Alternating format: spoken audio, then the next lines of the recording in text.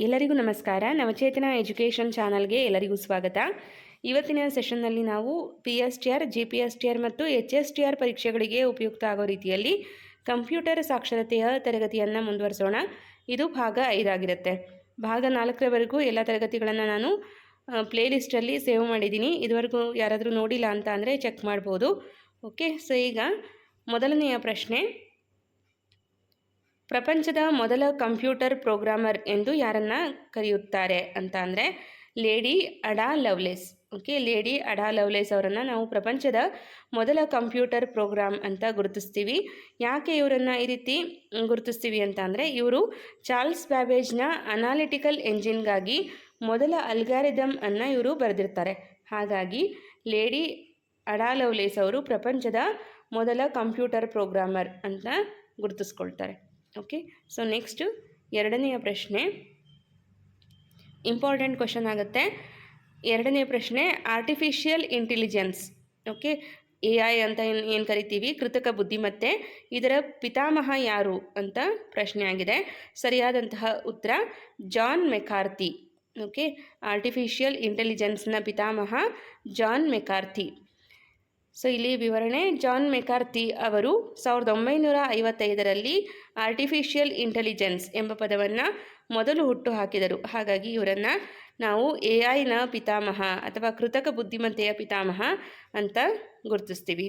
Okay, so ಪಿತಾಮಹರ ಪಟ್ಟಿಯಲ್ಲಿ ಇದನ್ನು ನೀವು ಆ್ಯಡ್ ಮಾಡ್ಕೊಳ್ಬೋದು. ಈಗ ಆಲ್ರೆಡಿ ಒಂದು 3-4 ಪಾಯಿಂಟ್ಸ್ ಆಗಿದೆ ಅಂತ ಅಂದ್ಕೊಳ್ತೀನಿ.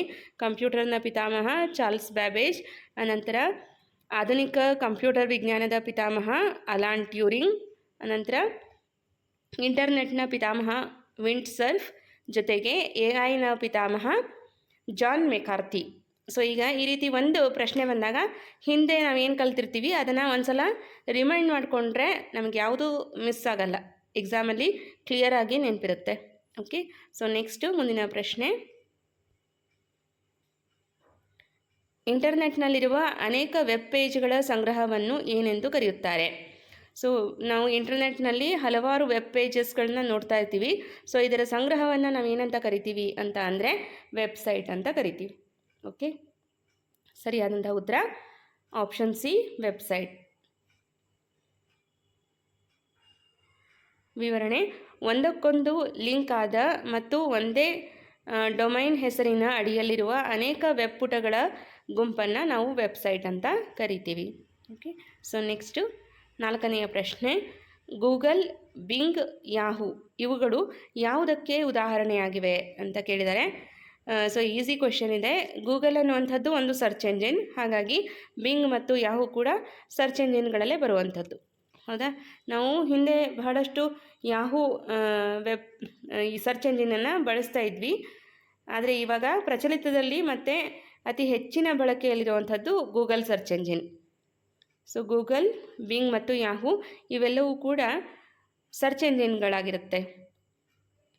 ವಿವರಣೆ, ಇಂಟರ್ನೆಟ್ನಲ್ಲಿ ನಮಗೆ ಬೇಕಾದ ಮಾಹಿತಿಯನ್ನು ಹುಡುಕಿಕೊಡುವ ವಿಶೇಷ ಸಾಫ್ಟ್ವೇರ್ ವ್ಯವಸ್ಥೆಗಳನ್ನು ನಾವು ಸರ್ಚ್ ಎಂಜಿನ್ ಅಂತ ಕರಿತೀವಿ. ಓಕೆ, ಸರ್ಚ್ ಎಂಜಿನ್ ಅಂದರೆ ಏನು ಅಂತ ನೋಟ್ ಮಾಡ್ಕೊಳ್ಳಿ.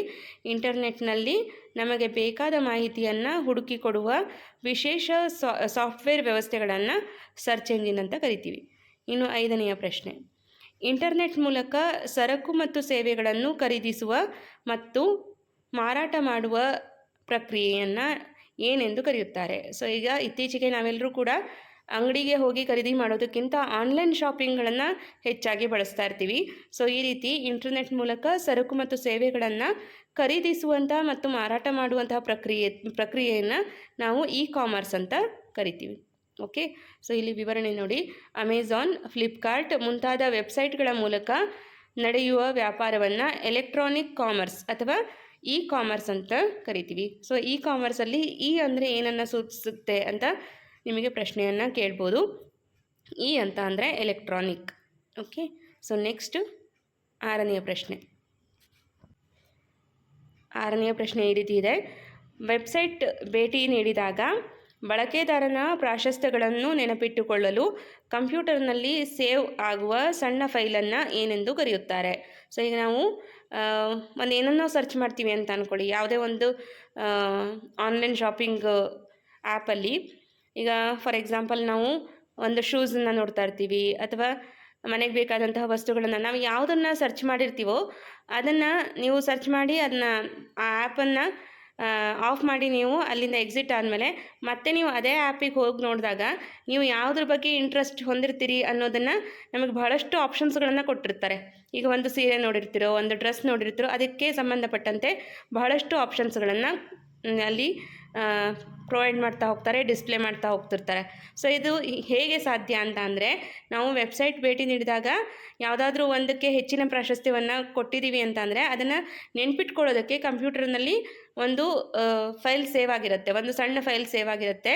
ಸೊ ಅದನ್ನು ನಾವು ಕುಕ್ಕಿ ಅಂತ ಕರಿತೀವಿ. ಸೊ ನೀವು ಯಾವುದೇ ಒಂದು ಗೂಗಲಲ್ಲಿ ಏನೋ ಒಂದು PDF ಡೌನ್ಲೋಡ್ ಮಾಡ್ಕೋಬೇಕು, ಅಥವಾ ಯಾವುದೋ ಒಂದು ಆ್ಯಪ್ ಡೌನ್ಲೋಡ್ ಮಾಡ್ಕೊಳ್ತೀರಾ ಅಂದರೆ ಅಲೌ ಕುಕ್ಕೀಸ್ ಅಂತ ಬಂದಿರುತ್ತೆ. ಸೊ ಅಲ್ಲಿ ನೀವು ಅಕ್ಸೆಪ್ಟ್ ಅಥವಾ ಅದನ್ನು ಕ್ಯಾನ್ಸಲ್ ಮಾಡ್ತಿರ್ತೀರಿ. ಸೊ ಇಲ್ಲಿ ಆ ಕುಕ್ಕೀಸ್ ಏನು ಕೆಲಸ ಮಾಡ್ತಿರ್ತವೆ ಅಂದರೆ ನಮ್ಮ ಇಂಟ್ರೆಸ್ಟ್ ಯಾವುದ್ರ ಬಗ್ಗೆ ಇದೆ ಅನ್ನೋದನ್ನು ನೆನ್ಪಿಟ್ಕೊಳ್ಳೋದಕ್ಕೆ ಸಹಾಯಕವಾಗುವಂಥ ಕೆಲಸವನ್ನು ಮಾಡ್ತಿರುತ್ತೆ. ಓಕೆ, ಸೊ ಇಲ್ಲಿ ವೆಬ್ಸೈಟ್ಗಳು ಬಳಕೆದಾರರ ಲಾಗಿನ್ ವಿವರಗಳು ಮತ್ತು ಅವರ ಆಸಕ್ತಿಗಳನ್ನು ನೆನಪಿಟ್ಟುಕೊಳ್ಳಲು ಕುಕಿಗಳನ್ನು ಬಳಸುತ್ತವೆ. ಓಕೆ, ಸೊ ನೆಕ್ಸ್ಟ್ 7ನೆಯ ಪ್ರಶ್ನೆ, ಬ್ಯಾಂಕ್ ಖಾತೆ, ಪಾಸ್ವರ್ಡ್ ಮುಂತಾದ ಖಾಸಗಿ ಮಾಹಿತಿಯನ್ನು ಕದಿಯುವ ಉದ್ದೇಶದಿಂದ ಕಳುಹಿಸುವ ನಕಲಿ ಇಮೇಲ್ ಅಥವಾ ವೆಬ್ಸೈಟ್ ಲಿಂಕ್ಗಳ ದಾಳಿಯನ್ನು ಏನೆಂದು ಕರೆಯುತ್ತಾರೆ? ಸೊ ಇದನ್ನು ಫಿಶಿಂಗ್ ಅಂತ ಕರಿತೀವಿ. ಓಕೆ, ಫಿಶಿಂಗ್ ಅಂತ ಇದನ್ನು ನಾವು ಕರೆಯುವಂಥದ್ದು. ಫಿಶಿಂಗ್ ಅಂತ ಅಂದರೆ ಇಲ್ಲಿ ನೈಜ ಸಂಸ್ಥೆಗಳಂತೆ ನಟಿಸಿ ಮೋಸದಿಂದ ವ್ಯಕ್ತಿಯ ಸೂಕ್ಷ್ಮ ಮಾಹಿತಿಯನ್ನು ಕದಿಯುವ ಸೈಬರ್ ಅಪರಾಧವೇ ಫಿಶಿಂಗ್ ಆಗಿರುತ್ತೆ. ಓಕೆ, ಸೊ ಈ ಪ್ರಶ್ನೆಯನ್ನು ನೋಟ್ ಮಾಡ್ಕೊಳ್ಳಿ, ಇಂಪಾರ್ಟೆಂಟ್ ಕ್ವೆಶನ್ ಆಗುತ್ತೆ. ಬ್ಯಾಂಕ್ ಖಾತೆ, ಪಾಸ್ವರ್ಡ್ ಮುಂತಾದ ಖಾಸಗಿ ಮಾಹಿತಿಯನ್ನು ಕದಿಯುವ ಉದ್ದೇಶದಿಂದ ಕಳುಹಿಸುವಂತಹ ನಕಲಿ ಇಮೇಲ್ ಅಥವಾ ವೆಬ್ಸೈಟ್ ಲಿಂಕ್ಗಳ ದಾಳಿಯನ್ನು ನಾವು ಫಿಶಿಂಗ್ ಅಂತ ಕರಿತೀವಿ. ಇದು as it is original company ಅನ್ನೋ ರೀತಿಯಲ್ಲೇ ನಟಿಸಿ ಮೋಸ ಮಾಡಿ ಒಬ್ಬ ವ್ಯಕ್ತಿಯ ಸೂಕ್ಷ್ಮ ಮಾಹಿತಿಯನ್ನು, ಅಂದರೆ ಪಾಸ್ವರ್ಡ್ಗಳನ್ನು ಅಥವಾ ಏನೆಲ್ಲ ಇಂಪಾರ್ಟೆಂಟ್ ಮಾಹಿತಿಗಳಿರುತ್ತೆ ಅದನ್ನೆಲ್ಲವನ್ನು ಕದಿಯುವಂತಹ ಒಂದು ಕೆಲಸವನ್ನು ಮಾಡುವಂತಹ ಪ್ರಕ್ರಿಯೆಯಾಗಿರುತ್ತೆ. ಇಂತಹ ಒಂದು ಸೈಬರ್ ಅಪರಾಧವನ್ನು ನಾವು ಫಿಶಿಂಗ್ ಅಂತ ಕರಿತೀವಿ. ಸೊ ನೆಕ್ಸ್ಟ್ 8ನೆಯ ಪ್ರಶ್ನೆ, ಅಂತರ್ಜಾಲದಲ್ಲಿ ಡೇಟಾ ಸುರಕ್ಷತೆಗೆ, ಅಂತರ್ಜಾಲದಲ್ಲಿ ಡೇಟಾ ಸುರಕ್ಷತೆಗಾಗಿ ಗೌಪ್ಯ ಡೇಟಾವನ್ನು ಇತರರಿಗೆ ಅರ್ಥವಾಗದಂತೆ ಸಂಕೇತಗಳಾಗಿ ಪರಿವರ್ತಿಸುವ ಪ್ರಕ್ರಿಯೆಯನ್ನು ಏನೆಂದು ಕರೆಯುತ್ತಾರೆ ಅಂತ ಪ್ರಶ್ನೆ ಇದೆ. ಸೊ ಇಲ್ಲಿ ಸರಿಯಾದಂತಹ ಉತ್ತರ ಎನ್ಕ್ರಿಪ್ಷನ್ ಅಂತ ಕರಿತೀವಿ. ಓಕೆ, ಸೊ ಈ ಒಂದು ಪ್ರಕ್ರಿಯೆಯನ್ನು ಎನ್ಕ್ರಿಪ್ಷನ್ ಅಂತ ಕರಿತೀವಿ. ಇಲ್ಲಿ ವಿವರಣೆ, ವಾಟ್ಸಪ್ ಮುಂತಾದವುಗಳಲ್ಲಿ ಬಳಸುವ ಎಂಡ್ ಟು ಎಂಡ್ ಎನ್ಕ್ರಿಪ್ಷನ್ ಮೂಲಕ ಸಂದೇಶಗಳನ್ನು ಗುಪ್ತ ಭಾಷೆಗೆ ಬದಲಾಯಿಸಿ ಭದ್ರತೆ ನೀಡಲಾಗುತ್ತದೆ. ಓಕೆ, ಅಂತರ್ಜಾಲದಲ್ಲಿ ಅಂದರೆ ಇಂಟರ್ನೆಟ್ನಲ್ಲಿ ಡೇಟಾ ಸುರಕ್ಷತೆಗಾಗಿ ಗೌಪ್ಯ ಡೇಟಾವನ್ನು ಇತರರಿಗೆ ಅರ್ಥವಾಗದಂತೆ ಸಂಕೇತಗಳಾಗಿ ನಾವು ಪರಿವರ್ತಿಸುವ ಒಂದು ಪ್ರಕ್ರಿಯೆಯನ್ನು ಎನ್ಕ್ರಿಪ್ಷನ್ ಅಂತ ನೋಡ್ತೀವಿ. ವಾಟ್ಸಪ್ಪಲ್ಲಿ ನೀವು ನೋಡಿರ್ಬೋದು ಎಂಡ್ ಟು ಎಂಡ್ ಎನ್ಕ್ರಿಪ್ಷನ್ ಅಂತ ಡಿಸ್ಪ್ಲೇ ಆಗ್ತಾ ಇರುತ್ತೆ. ಸೊ ಇದರ ಕೆಲಸ ಏನು, ನಮ್ಮ ಒಂದು ಡೇಟಾ ಸುರಕ್ಷತೆಯನ್ನು ಅಥವಾ ನಮ್ಮ ಒಂದು ಡೇಟಾವನ್ನು, ದತ್ತಾಂಶವನ್ನು ಗೌಪ್ಯವಾಗಿ ಇಡುವುದಕ್ಕೆ ಈ ಒಂದು ಗುಪ್ತ ಭಾಷೆಯನ್ನು ಬಳಸಲಾಗಿರುತ್ತೆ. ನೆಕ್ಸ್ಟು 9ನೆಯ ಪ್ರಶ್ನೆ, ಬಳಕೆದಾರರ ಅನುಮತಿ ಅಥವಾ ಅರಿವಿಲ್ಲದೆ ಕಂಪ್ಯೂಟರ್ಗೆ ಸೇರಿಕೊಂಡು ಅವರ ಚಟುವಟಿಕೆಗಳ ಮೇಲೆ ನಿಗಾ ಇಡುವ ಮಾಲ್ವೇರ್ ಅಥವಾ ತಂತ್ರಾಂಶವನ್ನು ನಾವೇನಂತ ಕರಿತೀವಿ ಅಂತ ಅಂದರೆ ಇಲ್ಲಿ ಸ್ಪೈವೇರ್ ಅಂತ ಕರಿತೀವಿ ಇದನ್ನು. ಓಕೆ, ಈ ಒಂದು ತಂತ್ರಾಂಶವನ್ನು ಸ್ಪೈವೇರ್ ಅಂತ ಕರಿತೀವಿ. ಸ್ಪೈವೇರ್ ಗುಪ್ತವಾಗಿ ಬಳಕೆದಾರರ ಡೇಟಾವನ್ನು, ಅದರಲ್ಲೂ ಯಾವೆಲ್ಲ ದತ್ತಾಂಶ ಅಂದರೆ ಪಾಸ್ವರ್ಡ್ಗಳನ್ನು, ಕ್ರೆಡಿಟ್ ಕಾರ್ಡ್ ವಿವರಗಳನ್ನು ಸಂಗ್ರಹಿಸಿ ಹ್ಯಾಕರ್ಗಳಿಗೆ ಕಳುಹಿಸುತ್ತದೆ. ಓಕೆ, ಸೊ ನೆಕ್ಸ್ಟ್ 10ನೆಯ ಪ್ರಶ್ನೆ, ನೆಟ್ವರ್ಕ್ನಲ್ಲಿ 2 ಡಿವೈಸ್ಗಳ ನಡುವೆ ಡೇಟಾ ವಿನಿಮಯ ಮಾಡಿಕೊಳ್ಳಲು ಬಳಸುವಂತಹ ನಿಯಮಗಳ ಗುಂಪನ್ನು, ಸೆಟ್ ಆಫ್ ರೂಲ್ಸನ್ನು ನಾವು ಏನಂತ ಕರಿತೀವಿ? ಈಗ ನೆಟ್ವರ್ಕ್ನಲ್ಲಿ 2 ಡಿವೈಸ್ಗಳ ನಡುವೆ ಒಂದು ದತ್ತಾಂಶವನ್ನು ವಿನಿಮಯ ಮಾಡಿಕೊಳ್ಳೋದಕ್ಕೆ ಬಳಸುವಂತಹ ನಿಯಮಗಳ ಗುಂಪನ್ನು ನಾವು ಪ್ರೋಟೋಕಾಲ್ ಅಂತ ಕರಿತೀವಿ. ಸೊ ಇಲ್ಲಿ ಬೇರೆ ಬೇರೆ ರೀತಿಯ ಪ್ರೋಟೋಕಾಲ್ಸ್ಗಳನ್ನು ನಾವು ನೋಡ್ಬೋದು. ಉದಾಹರಣೆಗೆ ಹೇಳೋದಾದರೆ HTTP, ಅನಂತರ FTP, TCP ಅಥವಾ IP ಇವೆಲ್ಲವೂ ಇಂಟರ್ನೆಟ್ ಸಂಪರ್ಕವನ್ನು ಸುಗಮಗೊಳಿಸುವಂತಹ ಪ್ರೋಟೋಕಾಲ್ಸ್ ಆಗಿರುತ್ತೆ. ಓಕೆ, ಸೊ ನೆಕ್ಸ್ಟು 11ನೆಯ ಪ್ರಶ್ನೆ, IPv4 ಅಂದರೆ ಇಂಟರ್ನೆಟ್ ಪ್ರೋಟೋಕಾಲ್ ವರ್ಷನ್ 4 ವಿಳಾಸವು ಒಟ್ಟು ಎಷ್ಟು ಬಿಟ್ಗಳ ಉದ್ದವನ್ನು ಹೊಂದಿರುತ್ತದೆ ಅಂತ ಕೇಳಿದ್ದಾರೆ. ಇಲ್ಲಿ ಸರಿಯಾದಂತಹ ಉತ್ತರ 32 ಬಿಟ್ಗಳು. ಓಕೆ, IPv4 ಇದರ ಫುಲ್ ಫಾರ್ಮ್ ನೋಟ್ ಮಾಡ್ಕೊಳ್ಳಿ, ಇಂಟರ್ನೆಟ್ ಪ್ರೋಟೋಕಾಲ್ ವರ್ಷನ್ 4. ಈ ಒಂದು ವಿಳಾಸವು ಒಟ್ಟು ಎಷ್ಟು ಬಿಟ್ಗಳ ಉದ್ದವನ್ನು ಹೊಂದಿರುತ್ತೆ ಅಂದರೆ 32 ಬಿಟ್ಗಳನ್ನು ಹೊಂದಿರುತ್ತೆ. ವಿವರಣೆ: IPv4 ವಿಳಾಸವು 32 ಬಿಟ್ ಸಂಖ್ಯೆಯಾಗಿದ್ದು ಇದನ್ನು 4 ಭಾಗಗಳಾಗಿ ವಿಂಗಡಿಸಲಾಗಿರುತ್ತದೆ. ಓಕೆ, ಸೊ ನೆಕ್ಸ್ಟು 12ನೆಯ ಪ್ರಶ್ನೆ.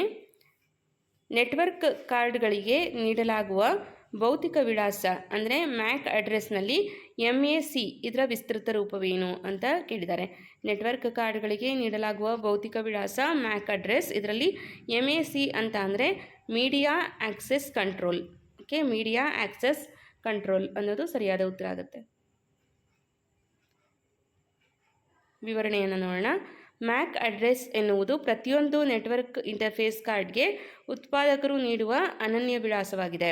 ಸೊ MAC ಅಡ್ರೆಸ್ ಅಂತ ಅಂದರೆ ಮೀಡಿಯಾ ಆಕ್ಸೆಸ್ ಕಂಟ್ರೋಲ್ ಅಡ್ರೆಸ್ ಅಂತ ಅರ್ಥ. ನೆಕ್ಸ್ಟ್ 13ನೆಯ ಪ್ರಶ್ನೆ. ಒಂದು ನಗರದೊಳಗೆ ಅಥವಾ ದೊಡ್ಡ ಕ್ಯಾಂಪಸ್ನಲ್ಲಿ ಕಂಪ್ಯೂಟರ್ಗಳನ್ನು ಸಂಪರ್ಕಿಸುವ ನೆಟ್ವರ್ಕನ್ನು ಏನೆಂದು ಕರೆಯುತ್ತಾರೆ ಅಂತ ಕೇಳಿದ್ದಾರೆ. ಸೊ ಇಲ್ಲಿ ಮ್ಯಾನ್ ಅಂತ ಕರಿತೀವಿ. ಓಕೆ, ಒಂದು ನಗರದೊಳಗೆ ಅಥವಾ ಒಂದು ದೊಡ್ಡ ಕ್ಯಾಂಪಸ್ನಲ್ಲಿ ಕಂಪ್ಯೂಟರ್ಗಳನ್ನು ಸಂಪರ್ಕಿಸುವ ನೆಟ್ವರ್ಕನ್ನು MAN ಮ್ಯಾನ್ ಅಂತ ಕರಿತೀವಿ. ಇದರ ವಿಸ್ತೃತ ರೂಪವನ್ನು ನೋಟ್ ಮಾಡ್ಕೊಳ್ಳಿ, metropolitan area network. Okay, metropolitan area network ಅನ್ನೋದು ಇದರ ಫುಲ್ ಫಾರ್ಮ್ ಆಗುತ್ತೆ. ಇನ್ನು ಲೋಕಲಲ್ಲಿ ಅಂದರೆ ಸ್ಥಳೀಯವಾಗಿ ನಾವು ಕಂಪ್ಯೂಟರ್ಗಳನ್ನು ಸಂಪರ್ಕಿಸುವಂತಹ ನೆಟ್ವರ್ಕನ್ನು ಲೋಕಲ್ ಏರಿಯಾ ನೆಟ್ವರ್ಕ್ ಅಂತ ಕರಿತೀವಿ. ಇನ್ನು ದೇಶದಾದ್ಯಂತ ಈ ರೀತಿಯ ಒಂದು ಕಂಪ್ಯೂಟರ್ಗಳನ್ನು ಸಂಪರ್ಕಿಸುವಂತಹ ನೆಟ್ವರ್ಕನ್ನು ವ್ಯಾನ್ ಅಂತ ಕರಿತೀವಿ, ವೈಡ್ ಏರಿಯಾ ನೆಟ್ವರ್ಕ್ ಅಂತ ಕರಿತೀವಿ. ಓಕೆ, ಸೊ ಲ್ಯಾನು, ವ್ಯಾನ್, ಅನಂತರ ಮ್ಯಾನ್ ಇದರ ಫುಲ್ ಫಾರ್ಮನ್ನು ನೋಟ್ ಮಾಡ್ಕೊಳ್ಬೇಕು. ಜೊತೆಗೆ ಅದನ್ನು ನಾವು ಯಾವ ಸ್ಥಳದಲ್ಲಿ ಬಳಸ್ತೀವಿ ಅನ್ನೋದನ್ನು ಕೂಡ ನೋಟ್ ಮಾಡ್ಕೊಳ್ಬೇಕು. ಇಲ್ಲಿ ಮ್ಯಾನ್ ಅನ್ನುವಂಥದ್ದು ಒಂದು ನಗರದೊಳಗೆ ಅಥವಾ ದೊಡ್ಡ ಕ್ಯಾಂಪಸ್ನಲ್ಲಿ ಬಳಸುವಂತಹ ಒಂದು ಇಂಟರ್ನೆಟ್ ಸಂಪರ್ಕ ಆಗಿರುತ್ತೆ. ಸೊ ಇದರ full form metropolitan area network. 14ನೆಯ ಪ್ರಶ್ನೆ. ಆ್ಯಪಲ್ ಕಂಪನಿಯ ಐಫೋನ್ಗಳಲ್ಲಿ ಬಳಸಲಾಗುವ ಆಪರೇಟಿಂಗ್ ಸಿಸ್ಟಮ್ ಯಾವುದು ಅಂತ ಕೇಳಲಾಗಿದೆ. ಸೊ ಆ್ಯಪಲ್ ಕಂಪನಿಯ ಐಫೋನ್ಗಳಲ್ಲಿ ಬಳಸಲಾಗುವಂತಹ operating system iOS. Option C ಸರಿಯಾದಂತಹ ಉತ್ತರ ಆಗುತ್ತೆ. ಓಕೆ, iOS ಎನ್ನುವುದು ಆ್ಯಪಲ್ ನಿರ್ಮಿಸಿದ ಮೊಬೈಲ್ ಆಪರೇಟಿಂಗ್ ಸಿಸ್ಟಮ್ ಆಗಿದೆ. ಮ್ಯಾಕ್ OS ಅನ್ನು ಆ್ಯಪಲ್ ಕಂಪ್ಯೂಟರ್ಗಳಲ್ಲಿ ಬಳಸಲಾಗುತ್ತದೆ. ಓಕೆ, ಸೊ ಆ್ಯಪಲ್ ಕಂಪ್ಯೂಟರ್ಗಳಲ್ಲಿ ಮ್ಯಾಕ್ OS ಅನ್ನು ಬಳಸ್ತಾರೆ. ಇನ್ನು ಆ್ಯಪಲ್ ಮೊಬೈಲ್ಗಳಲ್ಲಿ iOS ಸಾಫ್ಟ್ವೇರನ್ನು ಬಳಸ್ತಾರೆ. ಓಕೆ, ಸೊ ನೆಕ್ಸ್ಟ್ 15ನೆಯ ಪ್ರಶ್ನೆ. ಗೂಗಲ್ ಡ್ರೈವ್, ಡ್ರಾಪ್ ಬಾಕ್ಸ್ ಅನಂತರ one drive. Okay, Google drive, drop ಮತ್ತು ಒನ್ ಡ್ರೈವ್ಗಳು ಯಾವುದಕ್ಕೆ ಅತ್ಯುತ್ತಮ ಉದಾಹರಣೆ ಅಂತ ಅಂದರೆ ಇವು ಕ್ಲೌಡ್ ಸ್ಟೋರೇಜ್ಗಳಿಗೆ ಉದಾಹರಣೆ. ಓಕೆ, ನಾವು ಯಾವುದೇ ಒಂದು PDF ಡಾಕ್ಯುಮೆಂಟ್ಸ್ಗಳನ್ನು ಗೂಗಲ್ ಡ್ರೈವ್, ಡ್ರಾಪ್ ಬಾಕ್ಸ್ ಮತ್ತು ಒನ್ ಡ್ರೈವ್ಗಳಲ್ಲಿ ಸೇವ್ ಮಾಡ್ತಾ ಇರ್ತೀವಿ. ಸೊ ಇದು ಕ್ಲೌಡ್ ಸ್ಟೋರೇಜ್ಗಳಿಗೆ ಉದಾಹರಣೆಯಾಗಿರುತ್ತೆ. ಇಂಟರ್ನೆಟ್ ಆಧಾರಿತ ಸರ್ವರ್ಗಳಲ್ಲಿ ನಮ್ಮ ಡೇಟಾವನ್ನು ಆನ್ಲೈನ್ನಲ್ಲಿ ಸಂಗ್ರಹಿಸಿಡುವ ವ್ಯವಸ್ಥೆಯನ್ನೇ ಕ್ಲೌಡ್ ಸ್ಟೋರೇಜ್ ಅಂತ ಕರಿತೀವಿ. ಓಕೆ, ಸೊ ನೆಕ್ಸ್ಟ್ 16ನೆಯ ಪ್ರಶ್ನೆ. PDF ಫೈಲ್ಗಳನ್ನು ಓದಲು ಮತ್ತು ಎಡಿಟ್ ಮಾಡಲು ಸಾಮಾನ್ಯವಾಗಿ ಬಳಸುವ ಪ್ರಸಿದ್ಧ ಅಪ್ಲಿಕೇಶನ್ ಯಾವುದು ಅಂತ ಅಂದರೆ ಅಡೋಬ್ ಅಕ್ರೋಬ್ಯಾಟ್. ಓಕೆ, ಅಡೋಬ್ ಅಕ್ರೋಬ್ಯಾಟನ್ನು ಬಳಸ್ಕೊಂಡು ನಾವು PDF ಫೈಲ್ಗಳನ್ನು ಓದಲಿಕ್ಕೆ ಮತ್ತು ಎಡಿಟ್ ಮಾಡಲಿಕ್ಕೆ ಸಹಾಯಕವಾಗುತ್ತೆ. ಅಡೋಬ್ ಕಂಪನಿಯು PDF ಫೈಲ್ಗಳನ್ನು ನಿರ್ವಹಿಸಲು ಅಡೋಬ್ ಅಕ್ರೋಬ್ಯಾಟ್ ರೀಡರನ್ನು ಒದಗಿಸುತ್ತದೆ. ನೆಕ್ಸ್ಟು 17ನೆಯ ಪ್ರಶ್ನೆ. ಅಳಿಸಿ ಹಾಕಲಾದ ಮತ್ತು ಬಳಕೆದಾರರು ಒಮ್ಮೆ ಮಾತ್ರ ಡೇಟಾ ಬರೆಯಬಹುದಾದ CD-ಯನ್ನು ಏನೆಂದು ಕರೆಯುತ್ತಾರೆ? ಸೊ ಇಲ್ಲಿ ಸರಿಯಾದಂತಹ ಉತ್ತರ CD-ROM ಅಂತ ಕರೀತಾರೆ ಅಥವಾ CD-R ಅಂತ ಕರೆಯಲಾಗುತ್ತೆ. CD-ROM ಅಂತ ಅಂದರೆ CD ರೆಕಾರ್ಡೆಬಲ್ನಲ್ಲಿ ಡೇಟಾವನ್ನು ಒಮ್ಮೆ ಸೇವ್ ಮಾಡಿದರೆ ಮತ್ತೆ ಅದನ್ನು ಅಳಿಸಲು ಅಥವಾ ತಿದ್ದಲು ಬರುವುದಿಲ್ಲ. ಓಕೆ, ಸೊ CD-ROM ಅಂತ ಅಂದರೆ compact disc read only memory ಇದರ ಫುಲ್ ಫಾರ್ಮ್ ಆಗಿರುತ್ತೆ. Compact disc read only memory ಅನ್ನೋದು ಇದರ ಫುಲ್ ಫಾರ್ಮ್ ಆಗಿರುತ್ತೆ. ಇದು ಡೇಟಾವನ್ನು ಒಮ್ಮೆ ಸೇವ್ ಮಾಡಿದರೆ ಮತ್ತೆ ಅದನ್ನು ಅಳಿಸಲು ಅಥವಾ ಅದನ್ನು ತಿದ್ದಲು ಸಾಧ್ಯವಾಗುವುದಿಲ್ಲ. ಇನ್ನು 18ನೆಯ ಪ್ರಶ್ನೆ. ವಿದ್ಯುತ್ ಸಂಕೇತಗಳ ಸಹಾಯದಿಂದ ಡೇಟಾವನ್ನು ಅಳಿಸಬಹುದಾದ ಮತ್ತು ಮರುಬರೆಯಬಹುದಾದ ರಾಮನ್ನು ಏನೆಂದು ಕರೆಯುತ್ತಾರೆ ಅಂತ ಅಂದರೆ EEPROM ಅಂದರೆ EEPROM ಅಂತ ಕರಿತೀವಿ. ಸೊ ಇಲ್ಲಿ ಇದರ ಒಂದು ಫುಲ್ ಫಾರ್ಮನ್ನು ನೋಟ್ ಮಾಡ್ಕೊಳ್ಳಿ. Electrically erasable programmable read only memory. So ನಾವೀಗ ಈ ಹಿಂದಿನ ಪ್ರಶ್ನೆಯಲ್ಲಿ ನೋಡಿದ್ವಿ, CD-ROM ಅಂತ ಇದೆ. ಅಲ್ಲಿ ಯಾವುದೇ ಒಂದು ಡೇಟಾವನ್ನು ನಾವು ಸೇವ್ ಮಾಡಿದ ಮೇಲೆ ಅದನ್ನು ಡಿಲೀಟ್ ಮಾಡೋದಕ್ಕಾಗಲ್ಲ ಅಥವಾ ಅದನ್ನು ತಿದ್ದುಪಡಿ ಮಾಡೋದಕ್ಕೂ ಆಗಲ್ಲ. ಆದರೆ ಈ EEPROM ಅಂದರೆ EEPROM ಏನಿದೆ ಇದು electrically erasable programmable read only memory. Pen ಡ್ರೈವ್ಗಳು ಈ ತಂತ್ರಜ್ಞಾನದ ಆಧಾರದ ಮೇಲೆ ಕೆಲಸ ಮಾಡುತ್ತವೆ. ಸೊ ಇಲ್ಲಿ ನಾವು ಯಾವುದೇ ಒಂದು ಡೇಟಾವನ್ನು ಸೇವ್ ಮಾಡಿದಾಗ ಅದನ್ನು ಅಳಿಸ್ಬೋದು, ಜೊತೆಗೆ ಅದನ್ನು ಮತ್ತೆ ತಿದ್ದುಪಡಿ ಮಾಡ್ಬೋದು. ಓಕೆ. ಸೊ ನೆಕ್ಸ್ಟ್ 19ನೆಯ ಪ್ರಶ್ನೆ, ಮೈಕ್ರೋಸಾಫ್ಟ್ ಕಂಪನಿಯ ಸಂಸ್ಥಾಪಕರು ಯಾರು ಅಂತ ಪ್ರಶ್ನೆ ಇದೆ. ಮೈಕ್ರೋಸಾಫ್ಟ್ ಕಂಪನಿಯ ಸಂಸ್ಥಾಪಕರು ಬಿಲ್ ಗೇಟ್ಸ್ ಮತ್ತು ಪಾಲ್ ಅಲೆನ್. ಓಕೆ. 1975ರಲ್ಲಿ ಬಿಲ್ ಗೇಟ್ಸ್ ಮತ್ತು ಅವರ ಬಾಲ್ಯದ ಸ್ನೇಹಿತ ಪಾಲ್ ಅಲೆನ್ ಸೇರಿ ಮೈಕ್ರೋಸಾಫ್ಟನ್ನು ಸ್ಥಾಪಿಸಿದರು. ಈಗಲೂ ಕೂಡ ಮೈಕ್ರೋಸಾಫ್ಟ್ ಆಫೀಸ್ ಅನ್ನೋದು ಬಹಳಷ್ಟು ಪ್ರಚಲಿತದಲ್ಲಿದೆ. ಸೊ ಇದನ್ನು ಸ್ಥಾಪಿಸಿದವರು ಯಾರು ಅಂದರೆ ಬಿಲ್ ಗೇಟ್ಸ್ ಮತ್ತು ಪಾಲ್ ಅಲೆನ್. 20ನೆಯ ಪ್ರಶ್ನೆ, MS ವರ್ಡ್ನಲ್ಲಿ ನಾವು ಟೈಪ್ ಮಾಡುವ ಪಠ್ಯವು ಡಿಫಾಲ್ಟ್ ಆಗಿ ಪುಟದ ಯಾವ ಕಡೆಗೆ ಅಲೈನ್ ಆಗುತ್ತದೆ ಅಂತ ಅಂದರೆ ಲೆಫ್ಟ್ ಸೈಡ್ ಅಲೈನ್ ಆಗುತ್ತೆ. ಓಕೆ. ಪ್ರಾಕ್ಟಿಕಲ್ ಮಾಡಿದಾಗ ಇದು ನಿಮಗೆ ಗೊತ್ತಿರುತ್ತೆ. ಲೆಫ್ಟ್ ಸೈಡ್ ಅಲೈನ್ ಆಗಿರುವಂಥದ್ದನ್ನು ನಾವು ನೋಡ್ತೀವಿ. ನಾವು ವರ್ಡ್ ತೆರೆದು ಟೈಪ್ ಮಾಡಲು ಪ್ರಾರಂಭಿಸಿದಾಗ ಅಕ್ಷರಗಳು ಎಡಭಾಗದಿಂದ ಮೂಡುತ್ತವೆ. ನೆಕ್ಸ್ಟು 21ನೆಯ ಪ್ರಶ್ನೆ, IoT ಇದರ ವಿಸ್ತೃತ ರೂಪವೇನು ಅಂತ ಕೇಳಿದ್ದಾರೆ. ಇಂಟರ್ನೆಟ್ ಆಫ್ ಥಿಂಗ್ಸ್ ಇದರ ಫುಲ್ ಫಾರ್ಮ್ ಆಗಿರುತ್ತೆ. ಓಕೆ. IoT ಅಂತ ಅಂದರೆ ಇಂಟರ್ನೆಟ್ ಆಫ್ ಥಿಂಗ್ಸ್. ವಿವರಣೆ, ಇಂಟರ್ನೆಟ್ ಸಂಪರ್ಕದ ಮೂಲಕ ಪರಸ್ಪರ ಸಂವಹನ ನಡೆಸುವ ಸ್ಮಾರ್ಟ್ ಸಾಧನಗಳ ಜಾಲವನ್ನು ನಾವು IoT ಅಂತ ಕರಿತೀವಿ. ಓಕೆ. ಸೊ ಉದಾಹರಣೆಗೆ ಹೇಳೋದಾದರೆ ಸ್ಮಾರ್ಟ್ TV, ಸ್ಮಾರ್ಟ್ ವಾಚ್, ಅನಂತರ AC ಇತ್ಯಾದಿಗಳು. ಓಕೆ. IoTಗೆ ನೀವು ಉದಾಹರಣೆಗಳನ್ನು ಕೂಡ ನೋಟ್ ಮಾಡ್ಕೊಳ್ಳಿ. ನೆಕ್ಸ್ಟ್ 22ನೆಯ ಪ್ರಶ್ನೆ, ವೈಫೈ ತಂತ್ರಜ್ಞಾನದಲ್ಲಿ ಡೇಟಾವನ್ನು ರವಾನಿಸಲು ಯಾವ ತರಂಗಗಳನ್ನು ಬಳಸಲಾಗುತ್ತದೆ? ಸೊ ಇಲ್ಲಿ ನಾವು ವೈಫೈಯನ್ನು ಬಳಸ್ತಾ ಇರ್ತೀವಿ. ಇದರಲ್ಲಿ ದತ್ತಾಂಶವನ್ನು ಡೇಟಾವನ್ನು ರವಾನಿಸಲು ನಾವು ಬಳಸುವಂತಹ ಒಂದು ತರಂಗ ಯಾವುದು ಅಂತ ಅಂದರೆ ರೇಡಿಯೋ ವೇವ್ಸ್. ಓಕೆ. ರೇಡಿಯೋ ತರಂಗಗಳನ್ನು ಬಳಸಲಾಗುತ್ತೆ. ವೈಫೈ ಸಾಧನಗಳು ಇಂಟರ್ನೆಟ್ ಡೇಟಾವನ್ನು ಗಾಳಿಯ ಮೂಲಕ ಪ್ರಸಾರ ಮಾಡಲು ರೇಡಿಯೋ ತರಂಗಗಳನ್ನು ಬಳಸಲಾಗುತ್ತೆ. ಸಾಮಾನ್ಯವಾಗಿ 2.4 GHz ಅಥವಾ 5 GHz ಸಾಮರ್ಥ್ಯದ ಒಂದು ರೇಡಿಯೋ ತರಂಗಗಳನ್ನು ಬಳಸಲಾಗುತ್ತೆ. ಇನ್ನು 23ನೆಯ ಪ್ರಶ್ನೆ,